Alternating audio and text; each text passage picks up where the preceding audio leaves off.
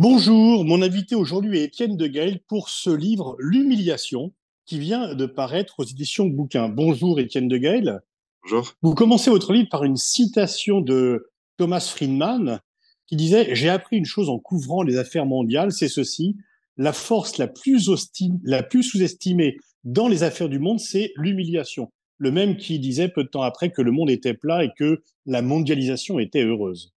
Oui, et le même qui disait que deux pays qui abritaient un McDonald's ne se feraient jamais la guerre. C'est le même.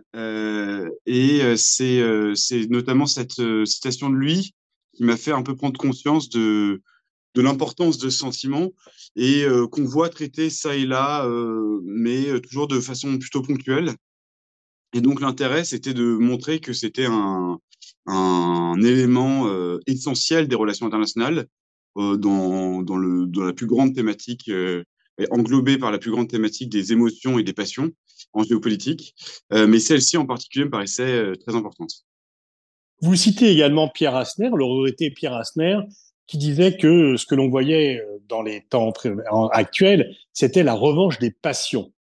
Oui, oui, absolument. La revanche des passions, puisque je crois qu'on a essayé, on a voulu oublier l'idée que l'être humain était un être à la fois raisonnable, mais aussi passionnel.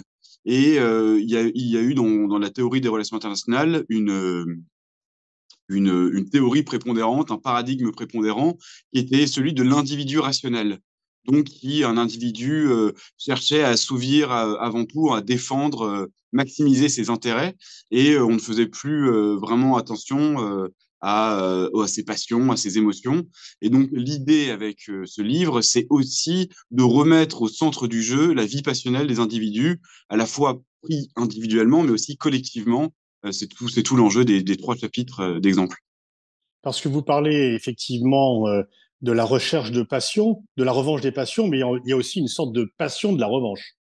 Oui, il y a aussi une passion de la revanche et c'est d'ailleurs une façon dont on peut définir l'humiliation. L'humiliation, c'est cette passion de la revanche qui peut être une revanche qui va passer par la violence, ce qui se passe par exemple avec la Russie depuis un moment et puis on est dans un point d'acmé là avec l'Ukraine, mais avec la Chine que je traite assez peu, mais qui est un exemple très intéressant où là l'idée c'est de dépasser les conditions qui ont donné lieu à l'humiliation du pays.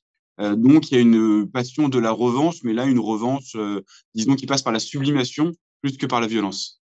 Alors vous distinguez trois grands cas à travers du cas russe, israélo-palestinien et franco-allemand. Le premier, ça concerne bien sûr la Russie, c'est la revanche par la violence et la remise en cause d'un statu quo qui paraît injuste et inacceptable. Oui, absolument. Alors l'idée de ce chapitre, c'était pas, il a été écrit avant que la guerre en Ukraine n'éclate. Donc c'était évidemment pas de justifier ou légitimer ce que Poutine appelle encore son opération spéciale en Ukraine. L'idée, c'était de revenir à la décennie 90 et de comprendre comment est-ce qu'un sentiment d'humiliation qui a été à la fois réel, à la fois fantasmé, puis manipulé par le pouvoir russe, s'est fait jour et permet d'expliquer aujourd'hui ce qui nous amène à la conclusion de ce chapitre. Pourquoi est-ce que et comment est-ce que toute une partie du peuple russe continue à être derrière Vladimir Poutine dans cette guerre? Deuxième exemple, deuxième cas de figure sur l'humiliation, c'est le sentiment d'impuissance, qui peut déboucher donc de l'humiliation conduit à l'impuissance. Oui, et oui, le deuxième exemple qui est le monde arabe, le Proche-Orient depuis 2 siècles, il permet aussi de montrer que le sentiment d'humiliation, c'est un lent poison qui peut mettre beaucoup de temps à s'insinuer dans les représentations collectives et dans les émotions collectives.